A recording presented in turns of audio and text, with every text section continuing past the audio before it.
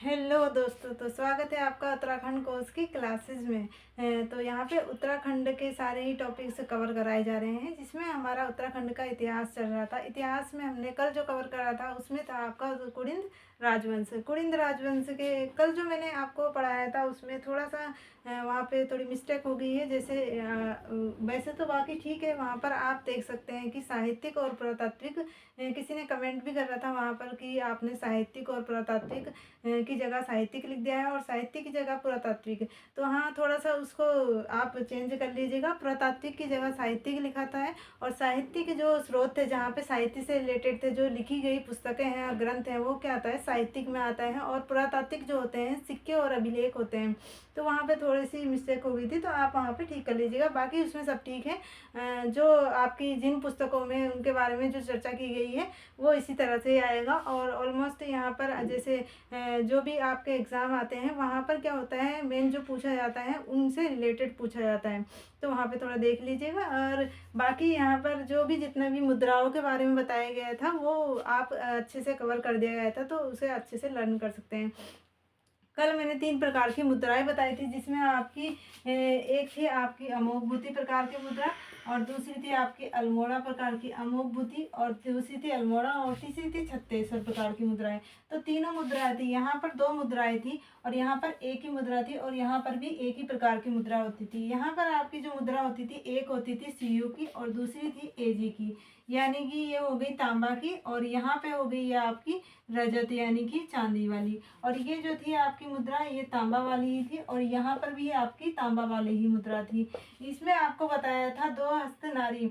जो आपकी ये वाली मुद्रा थी अल्मोड़ा प्रकार की, इसमें 2 हाथ वाली नारी को बताया था, और उसको देखता हुआ हिरण के बारे में बताया गया था। इसमें आपके नंदी था और लहरदार नदी की लहरें थी। ये क्या थी, अल्मोड़ा अमोघ भूति प्रकार की मुद्रा में था। अल्मोड़ा प्रकार की मुद्रा में मेन क्या गया था, अल्मोड़ा प्रकार की मुद्रा में जो था आपका यहाँ पर देखने को मिलता है कुबड़ा बेल मिलता है, और आपकी बहुत सारी चीज़ें थी। इसी तरह से छत्तीसगढ़ प्रकार की मुद्रा में शिव यानी कि शैव प्रभाव को दिखाया गया था। उसमें त्रिशूलधारी शिव को दिखाया गया था और मृग को दिखाया गया। तो इस तरह से मैंने सारी मुद्राओं के बारे में बता दिया गया था। यहाँ पर जो मुद्रा थी ये थी ब्राह्मी लिपि, ये ब्राह्मी, और यहाँ पर ब्राह्मी और खरोष्ट 2 प्रकार की लिपि का यूज़ किया जाता है। इसमें जो लिखा था वो लिखा था आपका अमोघ भूति मुद्रा में लिखा गया था कि आपका राज कुनिंदस अमोघ भूति महरजसी लिखा गया था। आपका यहाँ पर जो था अल्मोड़ा प्रकार की मुद्रा थी, उनमें आपके भगवत हरिदत्त शिवदत्त हरिदत्त भगवत इस टाइप का लिखा था। और छत्तीसगढ़ महाजन ये वाला थी, ये थी आपकी छत्तीसगढ़। तो आप नाम से अकॉर्डिंग भी यहाँ पे जो भी लेख लिखे गए थे उनके बारे में देख सकते हैं। इसके साथ साथ मैंने लेख के बारे में बताया था कि इन मुद्राओं में बहुत सारे लेख लिखे गए हैं, तो उनको एक साथ बताया था, लास्ट टॉपिक जो मैंने कवर करा था। और इसी के साथ साथ वहाँ पे मैंने 11 जो थे अमोघ भूति, ये जो आपके शासक है कुड़िंद शासक, उन कुछ कुछ शासकों के नाम लिखे थे। कुड़िंद शासकों की जो प्रारंभिक राजधानी वो कालकोट थी, और लास्ट में राजधानी जो थी वेहट बनी थी, सहारनपुर वाला क्षेत्र हो गया। और ये सारे मैंने वहाँ पर आपको कवर कर दिया था। इसके बाद अब जो आज चलेगा हमारा टॉपिक वो उससे आगे है, क्योंकि कुड़िंद राजवंश ऑलमोस्ट कंप्लीट हो चुका है। अभी हमारा जो चल रहा था प्राचीन काल चल रहा था। प्राचीन काल में हमारा क्या क्या आता है प्राचीन काल का इतिहास में, तो एक बार हम टाइमलाइन कर लेते हैं, फिर क्या करते हैं आगे के जो भी वंशज आए हैं उसके बारे में चर्चा की। तो एक बार टाइमलाइन की थोड़ा सा ध्यान देते हैं।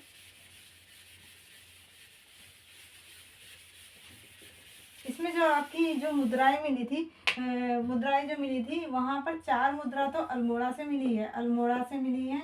और जो 54 मुद्राएं हैं वो कहाँ से मिली है, 54 मुद्राएं मिली हैं कत्यूर घाटी से, कत्यूर घाटी से, कत्यूर घाटी से मिली है। ये थी आपकी जो भी कुड़िंद शासकों की मुद्राएं थी, इसको भी एक बार देख लीजिएगा। और बाकी जो नोट्स हैं वो हमारे टेलीग्राम चैनल उत्तराखंड कोर्स पे आप टेलीग्राम में ज्वाइन कर सकते हैं, वहाँ पे अपलोड कर दिए जाएंगे। तो यहाँ पे एक बार टाइमलाइन देख लेते हैं। हम पढ़ रहे थे अभी यहाँ प्राचीन काल, उत्तराखंड के इतिहास का प्राचीन काल, प्राचीन काल। तो प्राचीन काल में हमारा जो टाइमलाइन होती है वो हमने क्या क्या पढ़ी है अभी।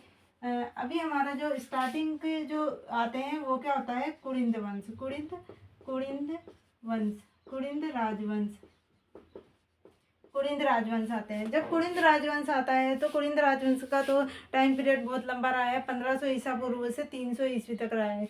ये अभी यहाँ पे कुरिंद राजवंश ही चलेगा, जहाँ पर आपका ये प्राचीन काल में लगभग कुरिंद राजवंश रहता ही है। और इसके बाद जो आता है यहाँ पर आपका जो प्राचीन काल के लास्ट में कत्यूरी शासन आता है, तब यहाँ जाके कुरिंद राजवंश का अंत हो जाता है।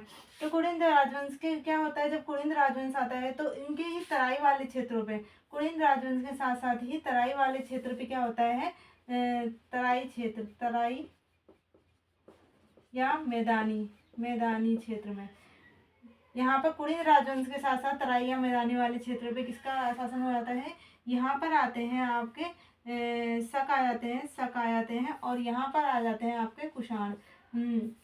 ये शकों का शासन होता है। शकों को समाप्त करने के बाद क्या आता है, कुषाण आ जाते हैं। और इसी के समकालीन जो है एक जगह और क्षेत्र, जैसे आपका कुछ क्षेत्र है वहाँ पर क्या चल रहे थे, योद्धे चल रहे थे। तो हम यहाँ पर योद्धे को पढ़ेंगे। तो यहाँ पर योद्धे चल रहे थे, कुरिंदों के साथ साथ चल रहे थे, मतलब कुरिंदों का शासन था। कुरिंदों का शासन जो था हमारा स्टार्टिंग में कुरिंद का शासन हमारा ऑलमोस्ट ये हिमाचल प्रदेश और आपका उत्तराखंड और यहाँ पर आ जाता है नेपाल वाले पश्चिमी नेपाल के साइड में। हम बात कर रहे हैं उत्तराखंड की, तो उत्तराखंड में क्या है, कुरिंद शासन है। यहाँ पर क्या है, कुरिंद शासन है। अभी तो कुरिंद शासन है। कुछ टाइम बाद क्या होता है कि अभी कुरिंद शासन तो ये हो गया, फिर क्या होता है कि यहाँ पर आपके जो कुछ क्षेत्र होता है यहाँ पर योद्धे आ जाते हैं और यहाँ पर भी योद्धों का शासन हो जाता है कुछ टाइम के लिए। तो यहाँ पर कुरिंदों का शासन चल रहा है और यहाँ पर भी योद्धे चल रहे हैं और यहाँ पर भी योद्धे आ जाएंगे।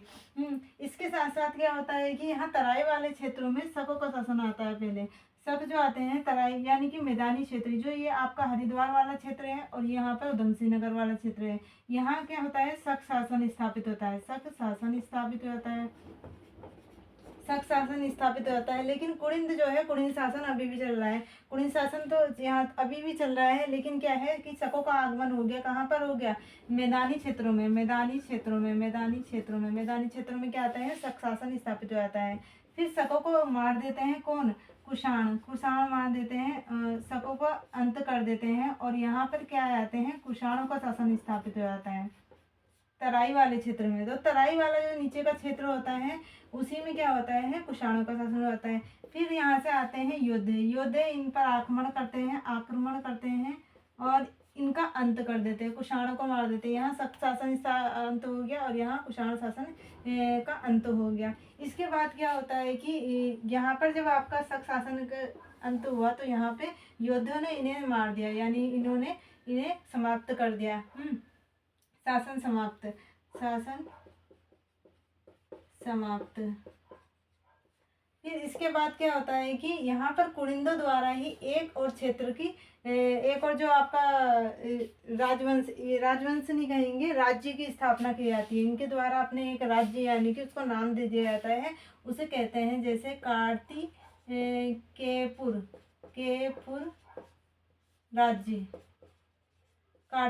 राज्य। और इसमें जो शासन था वहाँ पर भी कुरिंदों का ही शासन था। यहाँ पर भी कुरिंद शासन रहा।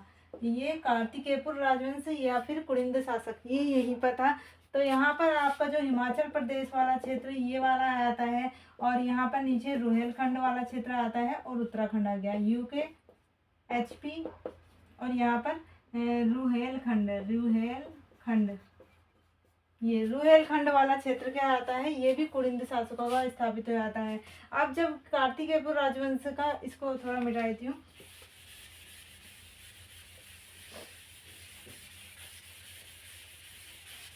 किसी ने यहाँ ये भी कमेंट कर रहा था कि आप यहाँ पे थोड़ा सा बड़ा लिखिए, तो मैं थोड़ा ध्यान रखूँगी वो यहाँ पर आपको थोड़ा साफ दिखाई दे। तो यहाँ पर आपका जो था कुरिंद शासकों का स्थापित था कार्तिकेयपुर राजवंश, ये राज्य की स्थापना। तो कुरिंदों के बाद जो आते हैं इसी कार्तिकेयपुर पे किसका स्थापना हो जाती है, यहाँ पर ये जो आते हैं नागवंश का उदय होता है। यहाँ पर आता है नागवंश आता है। तो यहाँ पर मैं थोड़ा सा, ये नागवंश जो है कार्तिकेयपुर राज्य पे स्थापित हो रहा है।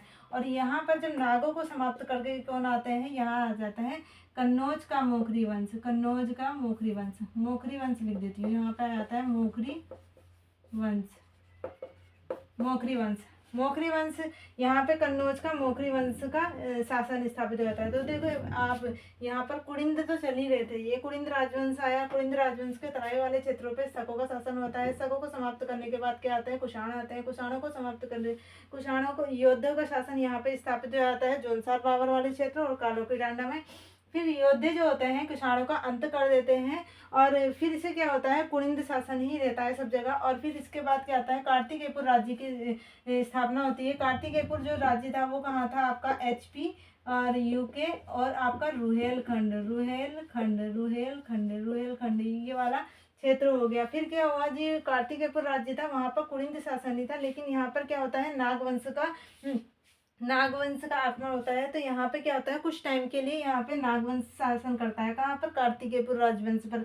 फिर उसके बाद क्या आता है, कन्नौज का मोखरी वंश, यहाँ नागों को समाप्त करके कन्नौज के मोखरी वंश का शासन रहता है। फिर इसके बाद जो होता है आपका कार्तिकेयपुर राजवंश। इसके बाद जो होता है आपका हर्षवर्धन, यानी कि वर्धन वंश आता है। वर्धन वंश, वर्धन वंश, वर्धन वंश आता है। वर्धन वंश में जो इम्पोर्टेंट थे वो कौन थे, यहाँ पर वर्धन वंश में आप पढ़ेंगे हर्षवर्धन के बारे में। हर्षवर्धन, वर्धन वंश, ये हर्षवर्धन के बारे में पढ़ेंगे।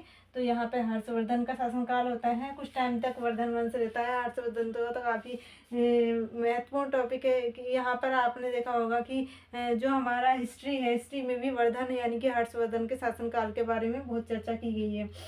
तो यहाँ पे हर्षवर्धन का शासनकाल रहेगा। जब हर्षवर्धन की मृत्यु हो जाएगी, तो हर्षवर्धन की मृत्यु हो जाएगी तो यहाँ पे कुछ टाइम के बाद क्या हो जाएगा, पौरव वंश आ जाएगा। पौरव वंश, पौरव वंश, पौरव वंश का शासन रहता है। यहाँ पर आपका जब हर्षवर्धन की मृत्यु जाती है तो अराजकता का माहौल हो जाता है। अराजकता, अराजकता, अराजकता का माहौल हो जाता है। तभी पौरव वंश का थोड़े टाइम तक शासन चलता है। और यहाँ पर क्या होता है, संपूर्ण उत्तराखंड में छिन्न भिन्न आता है, जिसमें आपका कोई भी ऐसा राजनीतिक वंश नहीं होता है जो एक उत्तराखंड को शक्तिशाली रूप से इसे संभाल सके। तो उसके बाद जो होता है, यहाँ पर आपका जो कार्तिकेयपुर राजवंश था, यहाँ पर आपका आता है कत्यूरी वंश। कत्यूरी वंश, कत्यूरी वंश, ये था आपका कत्यूरी वंश। तो हमारा जो प्राचीन काल है हम उसमें पढ़ेंगे कुड़िंद, शक, कुषाण योद्धे और कार्तिकेयपुर राजवंश में आपका नागवंश, मोखरी वंश, वर्धन वंश, पौरव और फिर कत्यूरी वंश। कत्यूरी वंश के बाद जो आता है आपका वहाँ पर आ जाता है मध्यकाल। तो उत्तराखंड का मध्यकाल जो आएगा वो होगा चंद वंश से स्टार्ट। तो कत्यूरी के बाद कौन आए थे, चंद आए थे। तो आपका जो मैंने पिछली कक्षाओं में भी बताया है, जो आपके चंद और पवार हैं वो आपके उत्तराखंड के मध्यकाल के अंतर्गत आते हैं। तो मध्यकाल वाले टाइम पीरियड में जो है वहाँ पर चंदों और पवारों का शासन था। मध्यकाल का मतलब क्या होता है, सिर्फ यहाँ पर टाइम पीरियड से रिलेटेड है। जैसा हमारा संपूर्ण विश्व में या फिर जो भी भारत में जो इतिहास चल रहा था उसी टाइम पीरियड में यहाँ पर क्या हो रहा था इसके बारे में है। तो प्राचीन काल में यहाँ पर ये वंशों का शासन रहा और मध्यकाल में जो है चंदों और पवारों का शासन रहा है। तो एक बार इसे देख लीजिए, कुड़िंद वंश, शक, कुषाण, एक बार देख लीजिए, कुड़िंद, शक, कुषाण योद्धे, कार्तिकेयपुर, नाग, मोखरी, वर्धन वंश, पौरव और कत्यूरी, ये हो गया हमारा प्राचीन काल। कुड़िंद वंश हम कंप्लीट कर चुके हैं। आज देखते हैं योद्धे, शक और कुषाणों के बाद में। इसके बाद 2-3 क्लासेज में मैं ये सारा कवर करा दूंगी। तो चलिए बढ़ते हैं आगे की ओर।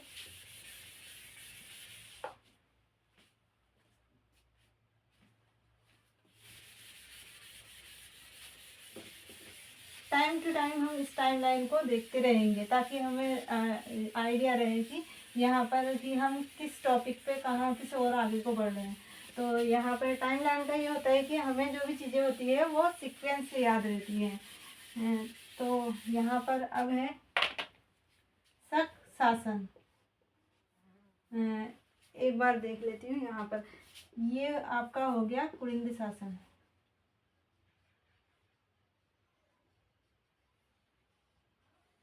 ये हो गया आपका उत्तराखंड। यहाँ पर क्या था, अभी कुड़िंद शासन था। कुड़िंद शासन है। फिर क्या होता है, जब यहाँ पर क्या होता है, कुड़िंद शासन चलता है। कुड़िंद शासन जो था यहाँ पर आपका 300 200 ईसा पूर्व से स्टार्ट। यहाँ पर आपका जो है ये जो आधुनिक कुरिन शासन है, जो आपका प्राचीन वाला कुरिन शासन है, उसमें 200 ईसा पूर्व से स्टार्ट हो रहा है और यहाँ पर अभी चल रहा है। मतलब अब चल रहा है, क्योंकि हम अभी कंप्लीट जब करेंगे, जब कुरिंदों का अंत हो जाएगा तो वहाँ पर आता है आपको 300 ईस्वी आ जाती है। तो ये तो अभी नहीं आया है, अभी जो चल रहा है। तो यहाँ कुरिन शासन जब क्या होता है ना, यहाँ पे शासन होता है किसका, अमोघ भूति का। अमोघ भूति, अमोघ भूति का जब शासन, कुलीन शासन होता है, तो यहाँ पर क्या होता है, जो संपूर्ण उत्तराखंड है वो क्या होता है, कुलीन शासकों के अधीन होता है। लेकिन क्या होता है, जब अमोघ भूति की मृत्यु हो जाती है, अमोघ भूति की मृत्यु हो जाती है, तो क्या होता है कि यहाँ से आपके जो शक होते हैं वो क्या होते हैं, शक आके आक्रमण कर देते हैं, आक्रमण। कौन सा वाला क्षेत्र है ये, तराई वाला, सॉरी मैदानी क्षेत्र, मैदानी ये हो गया और ये वाला हो गया मैदानी क्षेत्र। जो नीचे के क्षेत्र हैं उन्हें मैदानी कहेंगे। ऊपर जो है हिमालय से सटे हुए, तो ऊपर के जो होते हैं आपका ट्रांस हिमालय, महान हिमालय, उसमें आया था। तो नीचे का जो था आपका मैदानी क्षेत्र था। तो मैदानी क्षेत्र में जो शासन स्थापित करा वो किसने करा, शक शासन, यानी कि शकों ने आक्रमण कर दिया और मैदानी क्षेत्रों में यहाँ पर आपका शासन स्थापित हो गया। तो यहाँ पर जब अमोघ भूति की मृत्यु हो जाती है, तो यहाँ पर आपका हो जाता है थोड़ा सा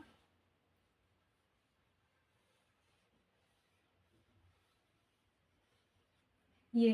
तो यहाँ पे आपके ये नीचे वाले क्षेत्रों पे क्या हो जाता है, यहाँ पर आ जाते हैं आपके शक, यानी कि ये जो क्षेत्र है इसमें क्या हो गया, यहाँ पर आपका शक शासन स्थापित हो गया। और लेकिन बाकी और क्षेत्रों पे क्या है, यहाँ पर कुड़िंद शासन था, कुड़िंद शासन था। तो यहाँ पर आपके क्या आ गए, शक आ गए। तो यहाँ पर आपका जब शक शासन स्थापित हो गया तो शकों के बारे में पता चला। तो ये शक का शासन स्थापित हुआ, तो हमें जैसे हमारे कुड़िंदों के बारे में क्या है, मुद्राओं से पता चला, जो भी आपके साहित्यिक या पुरातात्विक स्रोत थे, जिसमें आपके कुछ बुक्स थी, आपके ग्रंथ थे, उसमें क्या है हमें कुड़िंदों के बारे में जानकारी प्राप्त हुई। ऐसे ही हमें क्या है, शकों के बारे में जानकारी हुई कि शकों का शासन यहाँ स्थापित हुआ था। तो शकों का शासन में यहाँ पे क्या क्या मेन पॉइंट है वो बात होगी। तो यहाँ पे जो शकों के शासन की जो पुष्टि होती है वो होती है, कुछ स्रोत हैं जैसे तो इसमें जो स्रोत आते हैं, शक शासन की जो स्रोत आते हैं वो क्या होते हैं, मैं यहाँ पे कर रही हूँ अभी जो चल रहा है मेरा टॉपिक, वो चल रहा है शक शासन। ये चल रहा है आपके शक लोग जो आए थे, उसमें क्या है कि आपके जो स्रोत हैं वो क्या है, सबसे ज्यादा मंदिर है आपके, यानी कि सूर्य मंदिर। तो जो शकों की पुष्टि करता है, यानी कि जो सबसे ज़्यादा शकों के बारे में पता चलता है, इनके बारे में जानकारी मिलती है, वो मिलती है सूर्य मंदिरों से। तो महत्वपूर्ण जो सूर्य मंदिर हैं वो उनसे मिलती है। और सबसे ज़्यादा जो इम्पोर्टेंट है इनके शकों के बारे में जो पुष्टि होती है वो है अल्मोड़ा का कटारमल मंदिर, सूर्य कटारमल मंदिर। तो अल्मोड़ा का सूर्य कटारमल मंदिर वो किसने बनाया था, वो बनाया था राजा कटारमल ने। तो अल्मोड़ा का जो सूर्य मंदिर है वो राजा कटारमल ने बनाया था और इसे अल्मोड़ा का कटारमल सूर्य मंदिर कहते हैं। तो सबसे पहला जो इम्पोर्टेंट है, कटारमल सूर्य मंदिर, कटारमल सूर्य मंदिर। फर्स्ट जो है सबसे ज़्यादा इम्पोर्टेंट है वो क्या है, कटारमल सूर्य मंदिर। कटारमल सूर्य मंदिर में ये किसने बनाया था, राजा कटारमल ने बनाया था। और ये कहाँ पर है, ये है अल्मोड़ा में। तो पूछ सकता है कि क्वेश्चन आ सकता है कि कटारमल सूर्य मंदिर किस शासकों, यानी कि किस शासकों की पुष्टि करता है, शक शासन किन शासकों की पुष्टि करता है। तो जो कटारमल सूर्य मंदिर है अल्मोड़ा का, वो किसकी पुष्टि करता है, शकों के होने की पुष्टि करता है कि शक शासन यहाँ पे स्थापित हो चुका था, यानी कि शकों ने भी उत्तराखंड में कुछ टाइम के लिए क्या करा है, शासन करा है। और वो कहाँ पर करा है, तराई वाले क्षेत्रों में करा है। कहाँ पर करा है, ये करा है आपका मैदानी क्षेत्रों में, मैदानी क्षेत्र मैदानी क्षेत्रों में क्या था, जब यहाँ पे मैदानी क्षेत्र कुड़िंद शासन था तभी क्या हुआ था, शकों का आगमन हुआ। तो मैदानी क्षेत्रों में क्या हुआ था, शकों ने यहाँ पे अपना शासन स्थापित कर दिया था और मैदानी क्षेत्रों में यहाँ शक शासन था। और जबकि उत्तराखंड में और संपूर्ण उत्तराखंड में क्या था, यहाँ पर कुड़िंद शासन ही चल रहा था। तो पहला जो इनका सूर्य मंदिर था वो क्या था, शकों की पुष्टि करता है। सबसे ज़्यादा इंपॉर्टेंट कटारमल सूर्य मंदिर राजा कटारमल ने बनाया, अल्मोड़ा में स्थित है। दूसरा मंदिर पलेठी का मंदिर है, पलेठी। ये सारे सूर्य मंदिर ही हैं ज़्यादातर। पलेठी सूर्य मंदिर, सूर्य मंदिर, पलेठी सूर्य मंदिर, पलेठी सूर्य मंदिर। और ये कहाँ पर है आपका, ये है टिहरी में, ये है टिहरी गढ़वाल में, टिहरी गढ़वाल, टिहरी गढ़वाल में ये क्या है आपका, पलेठी सूर्य मंदिर है। इसके बाद आता है आपका रेथल क्वार्क मंदिर।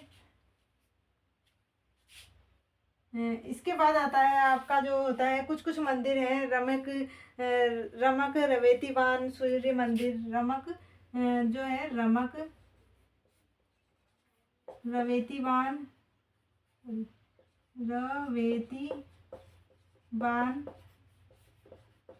सूर्य मंदिर। ये कहाँ पर है आपका, ये हो जाएगा रमक और रवेतीवान, रमक या रवेतीवान सूर्य मंदिर जो है ये आपका चंपावत में है, ये आपका चंपावत में है।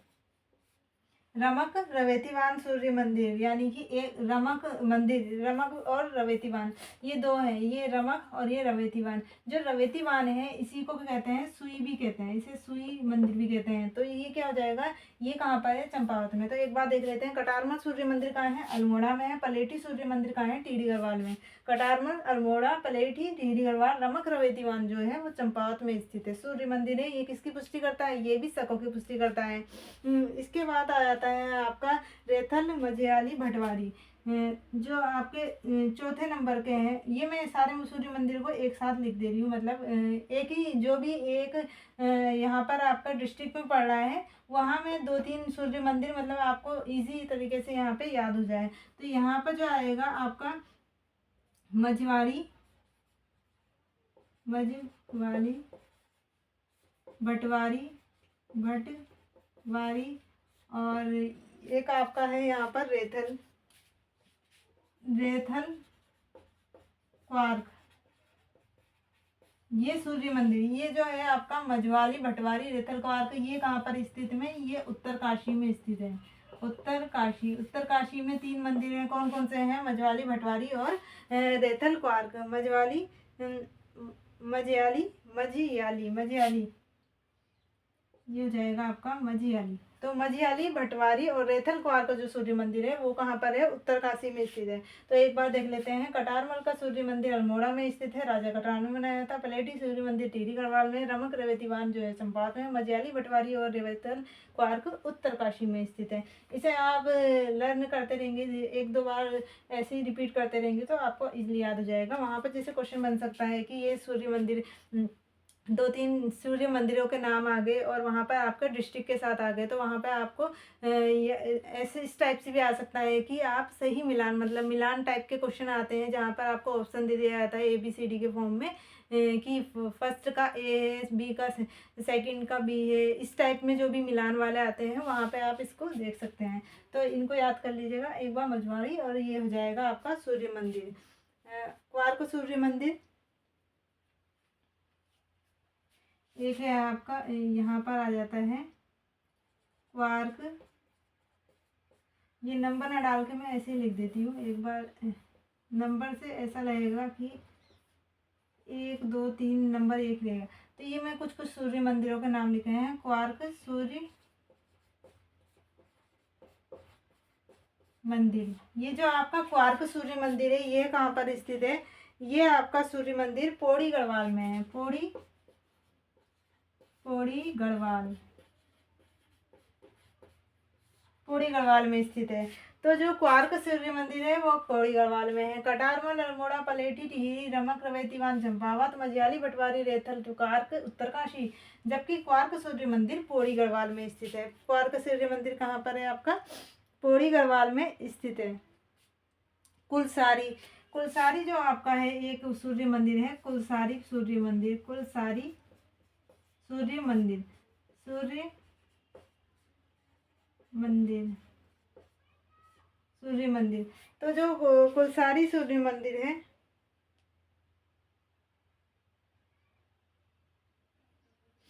वो कहाँ पर है आपका? चमोली में है। जो कुलसारी मंदिर है वो क्या है? आपके चमोली में स्थित है।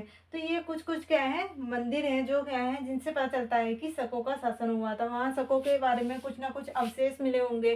तो ये सारे सूर्य मंदिर जो हैं ये पुष्टि करते हैं किसकी? ये पुष्टि करते हैं शक शासन की। एक बार देख लेते हैं यहाँ पर क्या था, कुड़िन शासन चल रहा था। जब अमोघवती की मृत्यु हो जाती है तो क्या होता है, मैदानी क्षेत्रों में क्या होता है, शक आक्रमण कर देते हैं और यहाँ मैदानी क्षेत्रों में क्या होता है, शक शासन स्थापित हो जाता है। जब शक शासन स्थापित हो जाता है तो संपूर्ण जो ऊपर का उत्तराखंड था मैदानी क्षेत्रों को छोड़कर वहाँ कुड़िन शासन था ही, वहाँ पे कुड़िन शासन ही चल रहा था। लेकिन जो मैदानी क्षेत्र से शक शासन का यहाँ पर स्थापत्य हो गया था। तो यहाँ पर मैदानी क्षेत्र में इनके बारे में जो पुष्टि होती है वो होती है सूर्य मंदिरों से, जिसमें सबसे पहला जो इम्पोर्टेंट है वो कटारमल का सूर्य मंदिर है, पलेटी का सूर्य मंदिर टिहरी गढ़वाल में है, रमक रवेतीमान चंपावत में है, मजियाली मठवारी रेथल क्वार्क उत्तरकाशी में, क्वार्क सूर्य मंदिर बोड़ी गवाह कुलसारी जो है चमोली में है।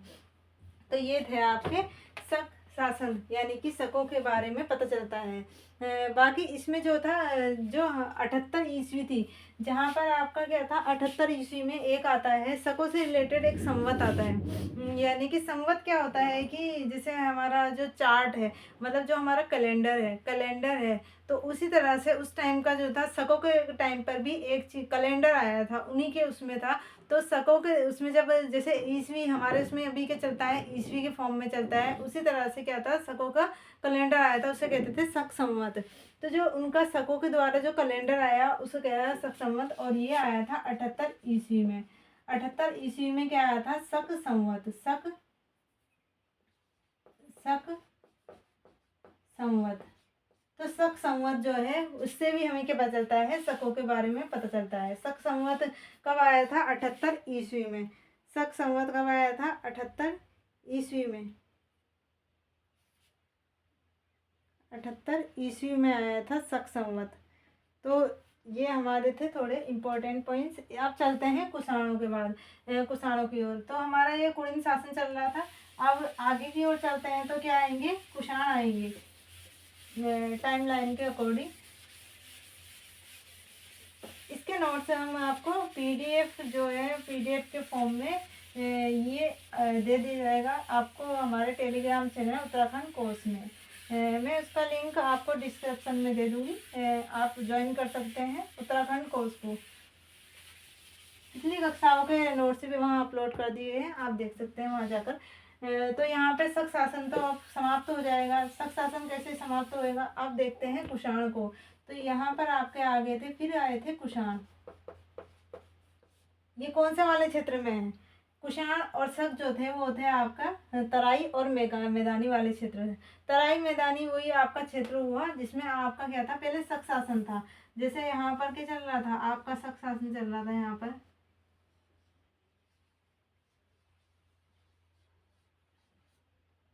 ये थोड़ा अटपटा बन गया।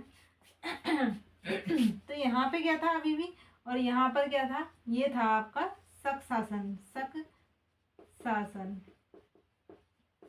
शासन था। अब कुषाणों के साथ साथ ही मैं क्या बना देती हूँ यहाँ पर आपका योद्धा को भी पढ़ा देती हूँ, कुषाण, और यहाँ पे पढ़ा देती हूँ योद्धे।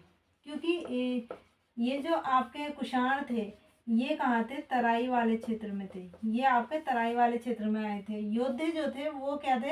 इन्हीं के समकालीन और कुड़िंद के समकालीन थे। ये थे कुड़िंद समकालीन, कुड़िंद के समकालीन थे। तो इनका जो क्षेत्र था वो अलग था। मतलब यहाँ पर आपका ये रहे थे, यहाँ पर योद्धे थे और यहाँ पर भी आपका योद्धे आ गए थे।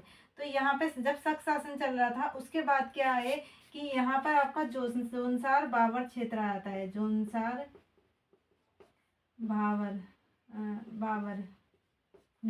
भावर वाला क्षेत्र, और ये हो गया आपका कालो का डांडा।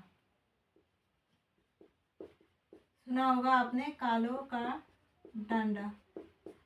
तो जौनसार बावर क्षेत्र और कालो का डांडा क्षेत्र में यहाँ पर किसका शासन था? यहाँ पर जो था, यहाँ पर शासन स्थापित हो गया था योद्धे का। और बाकी जो और उत्तराखंड में बचा है, यहाँ पे आपका होता है कुड़िंद शासन चल रहा था, कुड़िंद शासन।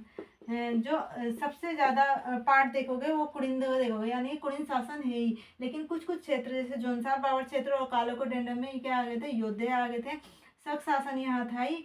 शकों को समाप्त करने के लिए क्या है, यहाँ पर कुषाणों का आक्रमण होता है। तो यहाँ वाले क्षेत्रों में क्या होता है? कुषाण आ जाते हैं। फिर क्या होता है? कुषाणों का आक्रमण होता है। कुषाण आक्रमण कुषाणों ने आक्रमण करा, तो यहाँ पर आपके आ जाते हैं फिर आ जाते हैं यहाँ पर आपके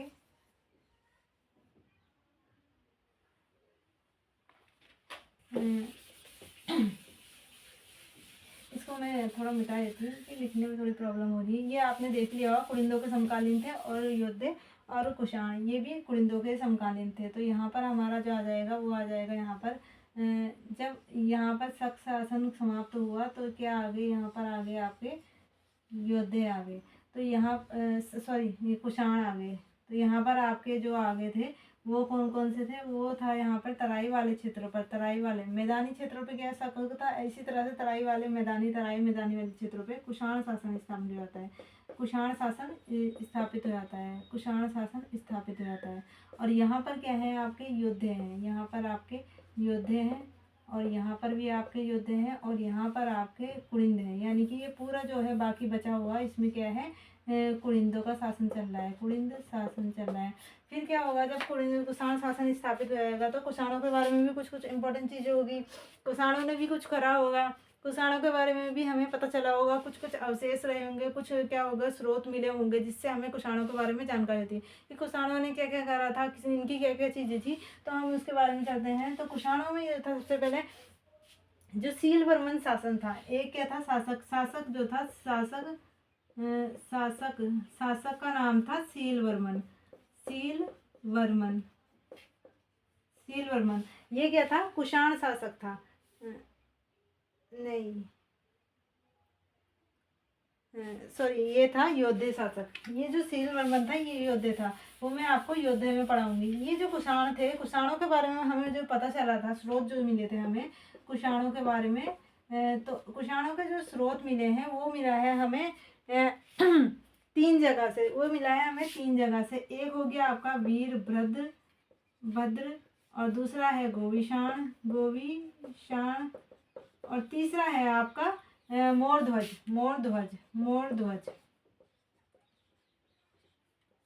अभी के टाइम पे देखोगे तो ये जो क्षेत्र हैं, ये क्षेत्र आपको कहीं नहीं मिलेंगे। ये हैं इनके पुराने नाम, ये हैं पुराने नाम। और इन्हें आपके टाइम पर क्या कहते हैं? इसे कहते हैं काशीपुर से भी कुषाणों के बारे में जानकारी मिली है। और वीरभद्र को कहा जाता है आपका ऋषिकेश यानी कि हरिद्वार।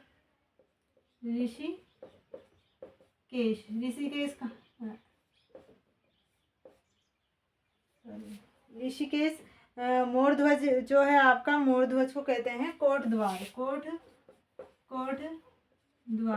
ये हो गया आपका कोट द्वार। तो मोरध्वज यानी कि कोट द्वार और आपका काशीपुर और ऋषिकेश।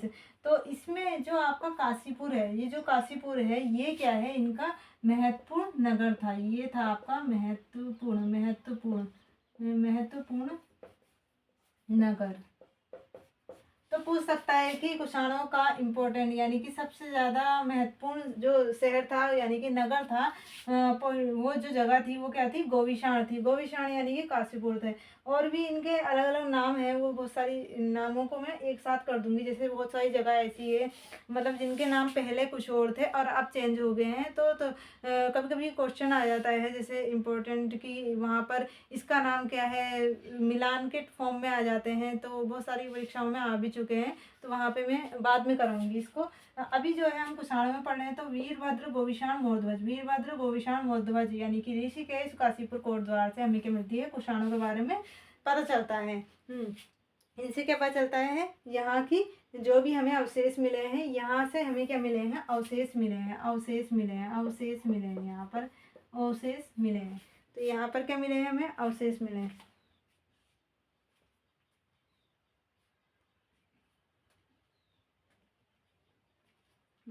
ये हमें यहाँ अवशेष मिले हैं। तो जो शिव प्रसाद नोटियाल नहीं, सॉरी, क्रांति प्रसाद है, क्रांति प्रसाद जो है उन्होंने क्या लिखी थी, क्रांति प्रसाद ने एक पुस्तक लिखी है। क्रांति प्रसाद जो लेखक है उन्होंने पुस्तक लिखी है archaeology of India. Archaeology of India में क्या कहा है कि 72 जो है इनकी मुद्राएं, 72 जो मुद्राएं मिली हैं वो कहाँ से मिली हैं, गोविशाण से मिली है, सॉरी, 44 जो मुद्राएं मिली है वो कहाँ से मिली है, मुनि की रेती से मिली है। मुनि की रेती से क्या है, ऋषिकेश के पास में क्या है, मुनि की रेती है, और मुनि की रेती से क्या मिली है, 44 स्वर्ण मुद्रा मिली है। तो क्रांति प्रसाद नोटियाल है, क्या क्रांति प्रसाद नोटियाल ने 1972 में एक पुस्तक लिखी है, आर्कोलॉजी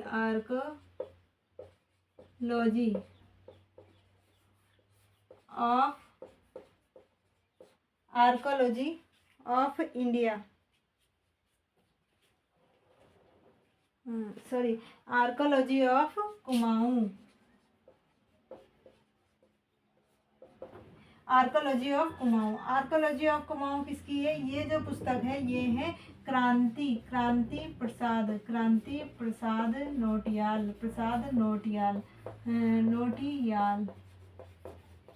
ये क्रांति प्रसाद नोटियाल की है। तो यहाँ पर कहा गया है, ये जो पुस्तक है इसमें ये कहा गया है कि 44 स्वर्ण मुद्राएं, जो 44 जो इनकी जो किसकी है, कुषाणों की है, कुषाणों की क्या है, 44 स्वर्ण मुद्राएं हैं, 44 स्वर्ण मुद्राएं हैं।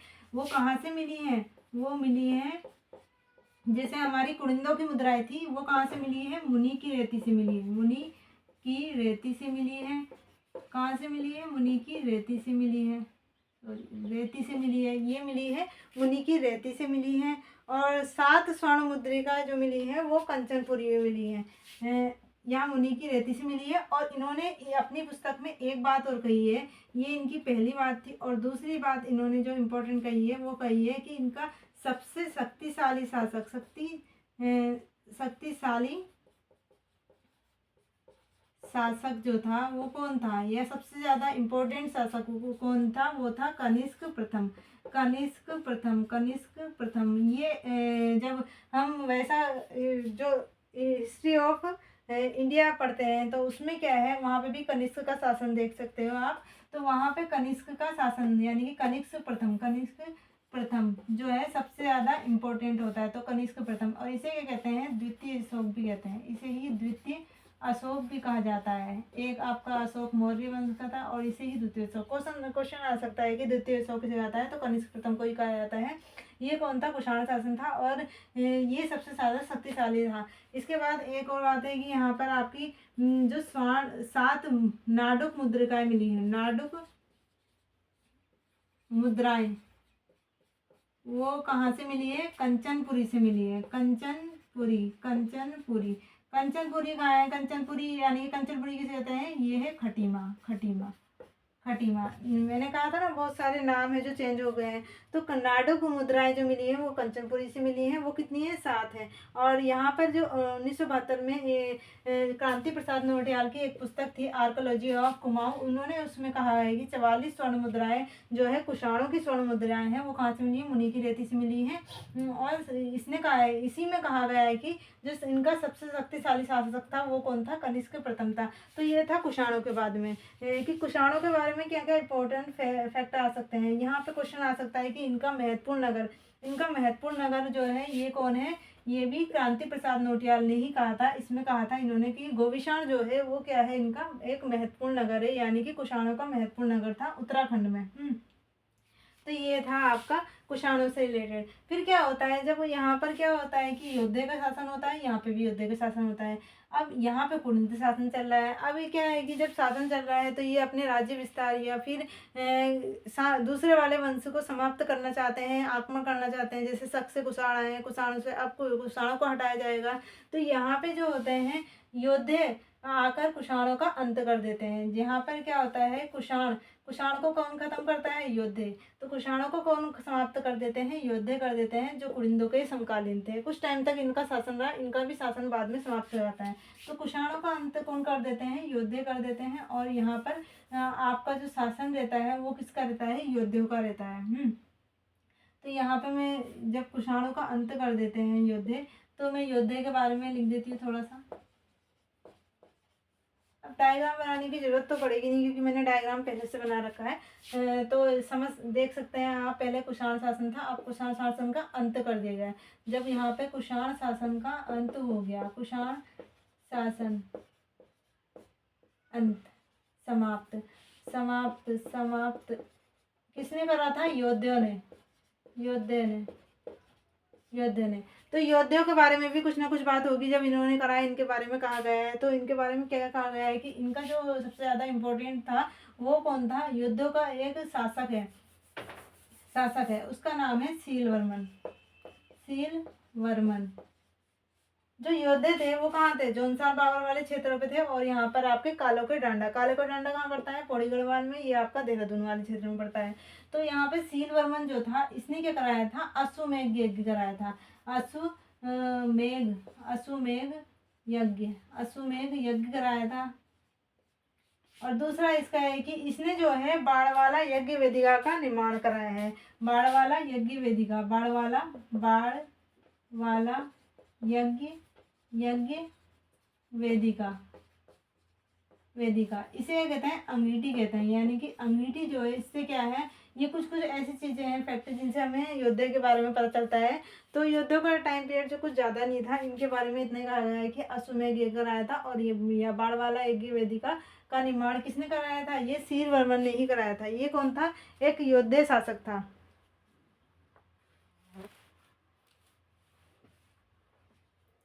बाणवाला यज्ञ वेदिका का निर्माण कराया था। और जो ये आपकी बाणवाला यज्ञ वेदिका है, ये कहाँ पर है, आपके देहरादून में है, देहरादून।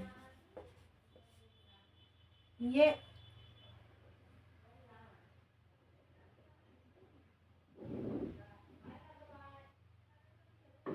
क्वेश्चन आ सकता है कि ये बाणवाला यज्ञ वेदिका का निर्माण किसने कराया है और ये कहाँ पर स्थित है।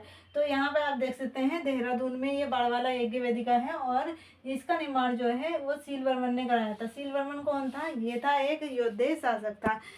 और इसके साथ साथ योद्धियों की जो भाषा थी वो क्या थी, इनकी भाषा जो थी ब्राह्मी, इनकी जो भाषा थी वो थी प्राकृत भाषा थी और ब्राह्मी लिपि और प्राकृत भाषा, ये आपकी हो जाएगी योद्धों से रिलेटेड पूछ देता है। इसी तरह से कुड़िंदों के बारे में मैंने बताया नहीं है। कुड़िंद में भी क्या थी, प्राकृत भाषा और ब्राह्मी लिपि का ही यूज़ किया जाता था। तो ये थी हमारी योद्धे से रिलेटेड। और इसके साथ साथ हमारा जो इनके जो प्रिय क्या थे, इनके जो वो थे आराध्य, यानी कि ये जिन्हें मानते थे, तो ये किसकी आराधना करते थे, कुल देवता जो कौन थे, इनके कुल देवता कार्तिक के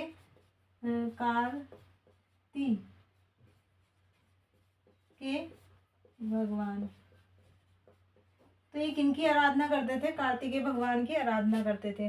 तो ये थे हमारा। अब एक फिर से देख लेते हैं, शकों का शासन स्थापित हुआ था। शकों के बारे में जो था, सूर्य मंदिर से पता चला है, जिसमें आपका चमोली में स्थित कुलसारी सूर्य मंदिर, पलेठी यानी कि टिहरी गढ़वाल में है। आपका कटारमल का सूर्य मंदिर जो अल्मोड़ा में स्थित है, रवेतीवार मझवारी, और यहाँ पर आपका जो भी आपके रमक, ये सारे जो सूर्य मंदिर हैं उसमें आपको पता चलता है कि शकों का शासन था। जब शकों का शासन शकों को किसने समाप्त करा था, कुषाणों ने समाप्त करा था। कुषाणों ने कब समाप्त करा, जब मैदानी वाले क्षेत्रों में शकों का शासन चल रहा था। और यहाँ पर आपका योद्धे चल रहे थे जोनसार बावर क्षेत्र में और कालो के डांडा में। तो पूछ सकता है कि योद्धे का शासन कहाँ था, तो कालो के डांडा पौड़ी गढ़वाल में और जोनसार बावर क्षेत्र देहरादून वाले क्षेत्र में योद्धे का शासन रहा। लेकिन शकों का शासन कहाँ रहा, मैदानी क्षेत्र में। मैदानी क्षेत्र में कब स्थापित हुआ, अमोघ भूति की मृत्यु के बाद, क्योंकि सबसे शक्तिशाली शासक कौन था, अमोघ भूति है। तो उस समय क्या होता है कि जब कोई भी कमजोर शासक आ जाता है, तो दूसरे जो शासक होते हैं या फिर वंश होते हैं, वो क्या होते हैं, वहाँ पर कब्जा करना चाहते हैं। तो इसी तरह से शकों ने वहाँ पर मैदानी क्षेत्र में अपना शासन स्थापित करा। फिर उसके बाद क्या हुआ है, कुषाण आए, कुषाणों ने शकों को समाप्त कर दिया और फिर कुषाणों का शासन स्थापित हो गया। संपूर्ण भारत में ही कुषाणों का शासन चल रहा था उस समय। अब जब कुषाणों का शासन चल रहा था तो उसमें क्या था, सबसे ज़्यादा तो इम्पोर्टेंट था वो था कनिष्क प्रथम। इनके बारे में जानकारी हमें 3 जगह से मिलती है, वीरभद्र, मौर्ध्वज और गोविशाण। इनका महत्वपूर्ण शहर क्या था, नगर क्या था, गोविशाण था। गोविशाण के बारे में किसने चर्चा करी है, आर्कोलॉजी ऑफ कुमाऊं यानी कि क्रांति प्रसाद नौटियाल ने करी है। और उन्होंने कहा है कि 1972 में कि उनकी पुस्तक आई थी, उन्होंने कहा कि इसमें जो 44 स्वर्ण मुद्राएं हैं वो कहाँ से मिली है, मुनि की रेती से मिली है। और 7 स्वर्ण मुद्राएं जो है वो कंचनपुरी यानी कि खटीमा से मिली है। इसके बाद जो है जब ये कुषाणों का शासन चल रहा होता था तो वहाँ पर आपका कुलिंद चल रहा था, युद्ध चल रहा था, सब साथ साथ चल रहे थे। तो योद्धों ने क्या करा, कुषाणों पर आक्रमण कर दिया और कुषाणों को समाप्त कर दिया। उसके बाद योद्धे शासन आता है, तो योद्धे शासन चल ही रहा था, मतलब योद्धों ने क्या क्या करा था, योद्धों ने जो था सबसे ज़्यादा इसमें इंपॉर्टेंट है सीलवर्मन के बारे में कहा गया है। सीलवर्मन का अश्वमेध यज्ञ कराया था, बाणवाला यज्ञ वेदिका जो देहरादून में स्थित है वो सीलवर्मन ने बनाई है। और इनके कुल के देवता कार्तिकेय भगवान थे। इनकी भाषा प्राकृत और ब्राह्मी लिपि थी। इसी तरह से कुलिंदों की भाषा प्राकृत और ब्राह्मी लिपि थी, सेम सेम थी। तो इस तरह से हमारा आज क्या हो गया है, ये 3 टॉपिक कवर हो गए हैं। अब कल जब हम नेक्स्ट टॉपिक पढ़ाएंगे तो वहाँ पर कार्तिकेयपुर राज्य आ जाएगा, कार्तिकेयपुर राज्य आ जाएगा, नागवंश आ जाएगा, मौखरी वंश आ जाएगा आपका, फिर हर्षवर्धन के बारे में कवर किया जाएगा। फिर उसकी नेक्स्ट क्लास में हम कत्यूरी शासन के बारे में होगा। इसके बाद हमारा प्राचीन काल समाप्त हो जाएगा। तो इसी तरह से हम अपनी अल्टरनेट क्लासेस चलाई जा रही है, जिसमें आपको कहते हैं बेहतर तरीके से पढ़ाने की कोशिश की जा रही है। आई होप आपको पसंद आ रहा होगा। तो देखते रहिए। इसी तरह से आपका उत्तराखंड कंप्लीट हो जाएगा। आप उत्तराखंड की क्लासेस को जो हमारी रेगुलर अटेंड करते रहिए। तो बाकी हमारे जो है उत्तराखंड से रिलेटेड थोड़े करंट अफेयर्स हम टाइम टू टाइम डालते हैं, वो हमारे उत्तराखंड कोर्स जो है हमारा इंस्टाग्राम में आप ज्वाइन कर सकते हैं, वहाँ पे आप फॉलो कर सकते हैं इंस्टाग्राम आईडी उत्तराखंड कोर्स को। और हमारा टेलीग्राम जो चैनल है, ये जितने भी नोट्स हैं वो हम टेलीग्राम चैनल उत्तराखंड कोर्स पे अपलोड करते हैं, तो आप वहाँ ज्वाइन कर सकते हैं। तब तक के लिए जय हिंद और मिलते हैं नेक्स्ट क्लास में।